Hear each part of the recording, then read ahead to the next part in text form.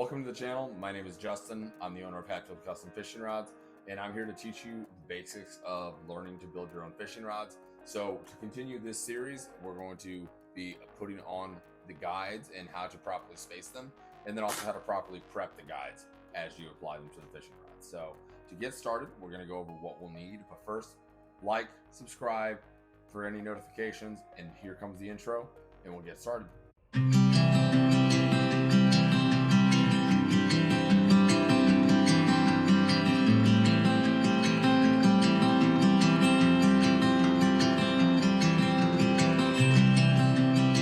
Thanks again for being here. Again, I do want to say sorry about my voice. I lost my voice over the weekend. It's kind of coming back, but hopefully you guys are able to hear me clearly. I'm going to put some captions on here just in case, but let's get started. So what you're going to need is obviously your rod blank, some guide spacing tubing, and your rod guides, of course. Something to write and mark with. For this particular application, we're going to be using a black fine point Sharpie because this is a white blank, so our white China marker is not going to show up. They do have different colored China markers, but white is all I have at the moment. So we're going to use this black Sharpie, and it will come off with some isopropyl alcohol when I want to remove my marks. To prep the guides, we're going to want a file of some sort. You can also use a Dremel tool if you have one, but a file will work just fine. Also, you're going to want some sort of razor blade or something to cut the guide tubing so you can trim it down to the size that you want, and then also another type of file if you want to get a little bit more fine with how you're filing. But most of all, you're going to want a tape measure. That's going to be the final thing you're going to want. So let's go ahead and show you how we're going to do this. So I'm going to get my tape measure out. I'm going to make sure that it's not going to where it's going to want to retract on me, because that is always a challenge if it wants to retract. Get that set up first. Make sure the rod tip and the end of your tape measure is perfectly aligned. And it looks like we're good. So now we're going to follow the end of each guide spacing chart is going to have a recommended distance between each guide. So this one is going to be for a casting set on a 7-foot rod. So we're going to follow this middle one here, and I'll show you how we're going to do that. All right, so now I've got everything set up. Better camera angle for you to actually see what's going on. So for a 7-foot rod, we're going to follow the guide spacing of these particular measurements. So you can go with either one of them if you do feel that it's a difference, like a 7.3 as opposed to a 7.6. You can kind of split the difference there, but I typically will follow one or the other and then static deflect it. That is a second video. We're going to be doing that video in the future, but this you can split those if you'd like, or use one or the other if it is in between like a 7.2 or a 7.3 or like a 6.8 6.10 rod between the 6.6 and the 7. So there is some wiggle room. Once you learn to static deflect, you'll be able to tell the difference and know the best guide alignment and guide placement possible. So let's go ahead and see where we're at. So at 2.5, we're going to make sure we're good and lined up. I'm going to come to right there, make a small mark. 5.25.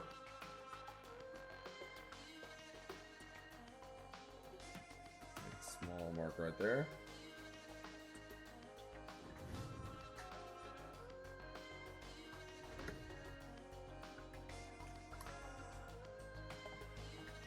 And then finally, we'll just do the last one for the sake of the video for 8.5. And that's going to be right there. So those are going to be the first 3 marks that we want to use. And the next thing we're going to touch on is your use of your guide tubing. So the guide tubing, once you cut it, you're going to want to cut it in very, very small little slivers, just like this, very, very small. Then you're going to slide it right over the rod tip, and it should roll right on down into the place you want it to be. Typically right past your marks. So, of course, you'll see how many marks you need. You should see how many cuts you need for how many different little slivers of tubing, and you're good to go. Put away my pen, and now we'll talk about how to properly take care of your guides and to prep your guides. Now, not every rod builder will prep their guides, okay? So if you look, the guide is not perfectly flat.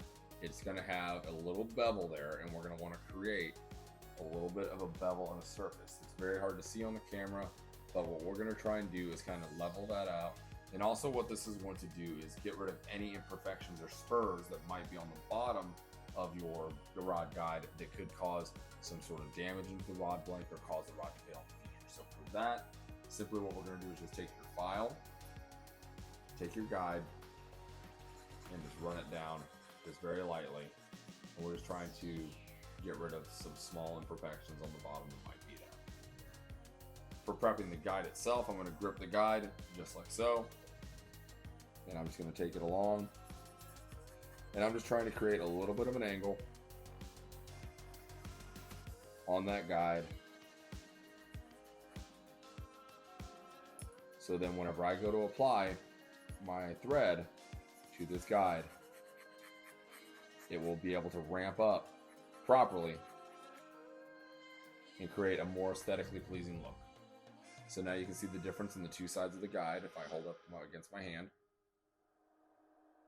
you should be able to see the difference on how one side is filed and one side is a much smoother surface while the other one is not.